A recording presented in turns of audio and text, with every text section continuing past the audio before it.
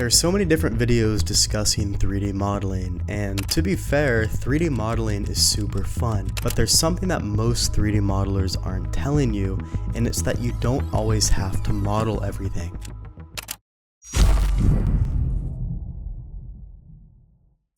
You see, we have a really powerful method that doesn't require any sort of 3D modeling, and this method is called stamping. Other terms include detailing, decaling, but I prefer the term stamping. So for example, check out this super simple model I created. I don't know what the hell it is, it's just like a random structure, but check this out. Boom, just like that, we went from super simple model to super complex model, just like that. Now the question is, how the hell do we do it? Well, I'm not going to sit here and bore you with my commentary. Well, actually, yes I am, but I want to show you the exact method that I use to achieve this result. So in Blender, we have an add-on called Decal Machine, and Decal Machine is something I'd highly recommend you pick up because it'll save you a ton of time. Now, even if you don't have Decal Machine, the idea remains exactly the same. All you have to do is create a few basic floating decals, and basically what you can do is you can attach those floating decals to your model. Here you're going to see me essentially stamping on these little planes that have a unique texture on them. So on the screen, I'm just kind of slapping on these different decals onto the model, and every single time I do this,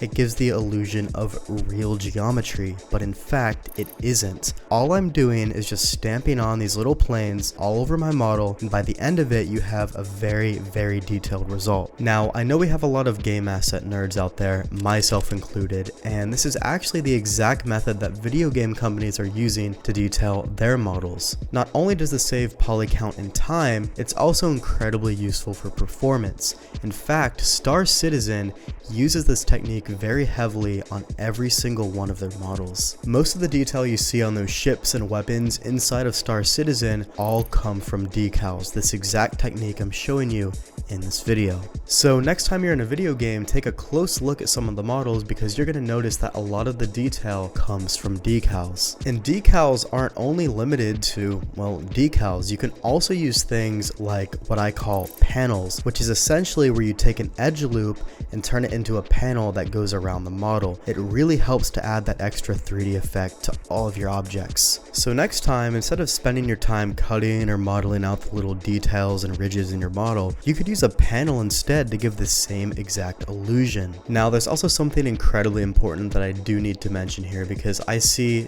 it's a really big issue with a lot of 3D artists that don't know what they're doing. So when it comes to detailing, you have to make sure you're using the same exact visual design principles when you apply your decals as you do when you're modeling. So things like 70-30, detail concentration, echoing, all of these different design principles must be applied to your decaling process as well. Don't be one of those guys that randomly slaps on decals and then posts it on a forum and thinks the model looks good, because in fact, if you don't place your decals with extreme caution and purpose, you're not going to have a very clean result. And if you don't understand the principles of visual design and how to place detail, check out the video right here, or here, somewhere on the screen. Ryu made a very good video on the topic of visual design and detail balance, and you're going to use the same exact principles that are shown in that video.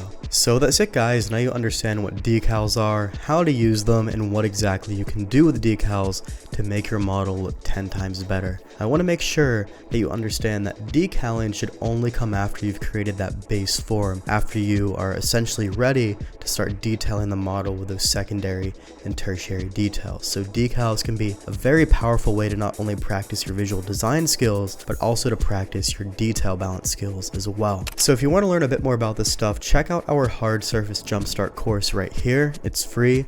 And also check out our Blender Bros design course right here. It's paid, but it's very good. Lots of information in there. And it really focuses on the ideas of visual design and detail balance and all the different things that you need to incorporate in your 3D models that I think is going to really help take you to that next level. So hope the video helped you out, and I'll see you in the next one.